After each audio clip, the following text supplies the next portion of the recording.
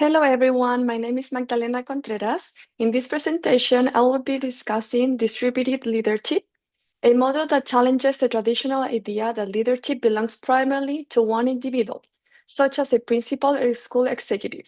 I will explore how distributed leadership is defined in the literature, examples of how it can be applied in educational contexts, its key features, its strengths and limitations, as well as some barriers and enablers that influence its effectiveness. Finally, I will reflect on why I was interested in investigating this model and how it connects with my own developing leadership style. What is distributed leadership? Traditionally, school leadership has often been understood as something centered around formal positions. The principal is seen as the leader, while teachers are primarily responsible for teaching and implementing decisions. Distributed leadership challenges this perspective by suggesting that leadership can instead be understood as a collective practice involving multiple people. According to Ground 2000, distributed leadership is an alternative to the individual approach to leadership. Instead of viewing leadership as something belonging to one individual, it may alternatively come about as a result of collaboration among various individuals. The idea was developed further in Ground's 2002 work, where he proposes distributed leadership as a different way of analyzing leadership. Instead of focusing on the actions of an individual leader, attention can be placed on patterns of interdependence, coordination, and collective activity.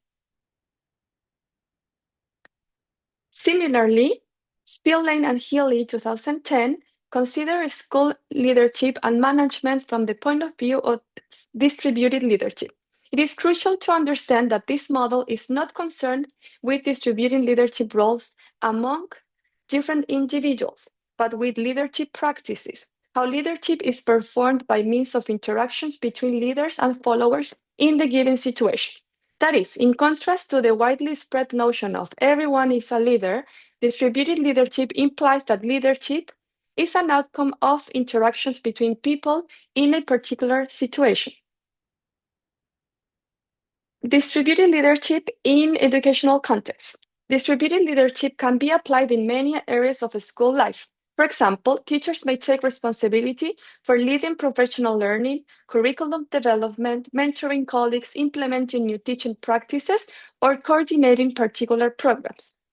An important example can be found in Harris's 2008 discussion of schools working collaboratively to create and share knowledge. Harris examines how schools can work together through networks, allowing educators to share ideas, develop knowledge, and support innovation. This connects distributed leadership with innovation and change. When teachers and schools share knowledge and expertise, leadership becomes a process through which people collectively develop new approaches rather than simply receiving instructions from senior management. Within an individual school, this could look like a principal supporting teachers to lead professional learning communities, allowing experienced teachers to mentor beginning teachers, or involving teachers in decisions about curriculum and teaching practices. Features and strengths. One important feature of distributed leadership is shared responsibility. Leadership is not concentrated entirely within one formal position. Instead, different people can contribute according to their knowledge, expertise, and experience. A second feature is collaboration. Leadership happens through interactions between individuals rather than purely through hierarchical authority. A third feature is the importance of context. Spillane and Healy 2010 explained that leadership practice cannot be separated from the situation in which it occurs. The people involved, organizational structures, tasks, and relationships all influence how leadership is enacted. This approach brings about a number of advantages. First, it can be used to empower teachers in terms of acknowledging the existence of knowledge and skills among all school staff. Second, it can enhance leadership development because teachers have an opportunity to acquire skills and contribute to school improvement. Third, collaboration may promote professional learning and knowledge sharing. Harris 2008 demonstrates how collaborative networks can support knowledge, creation, and innovation. This suggests that distributed leadership can potentially help schools become more adaptable and responsive to new challenges. Limitations and barriers. However, there are some disadvantages to distributed leadership as well. Firstly, the notion of distributed leadership does not necessarily imply distributed power.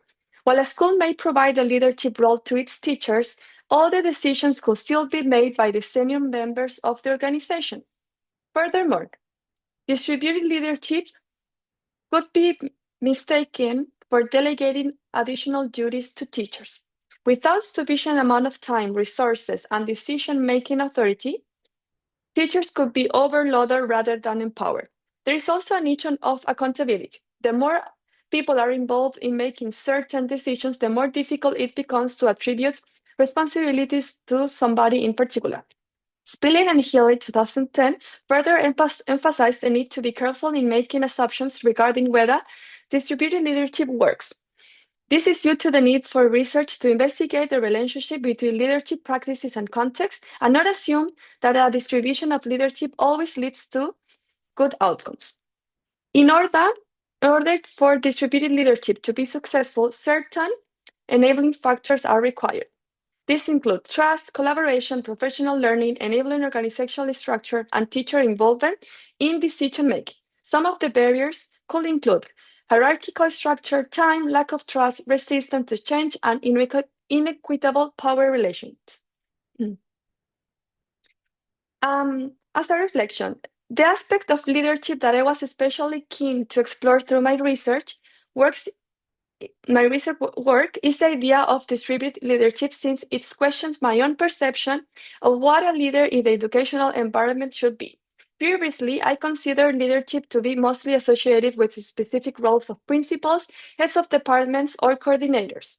When I reflect on my own developing leadership style, identifying strongly with collaboration and sharing ideas with others. I value situations where people can contribute their different strengths rather than relying on one person to have all the answers.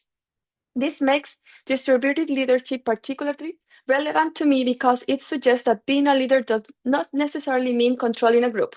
It can also mean creating opportunities for others to contribute, supporting their expertise, and working towards a shared goal. At the same time, the limitations of these models remind me that collaboration alone is not enough. Effective leadership requires trust, communication structures, and genuine opportunities for participation. Overall, distributed leadership provides an alternative to the traditional individualized forms of school leadership. Distributed leadership takes into account that leadership can be distributed among individuals, their interrelations, and contexts. This approach has a great deal of potential in terms of empowering teachers, fostering collaboration, developing leadership skills, and encouraging innovation. Yet it will only work if there is genuine leadership sharing, not delegation.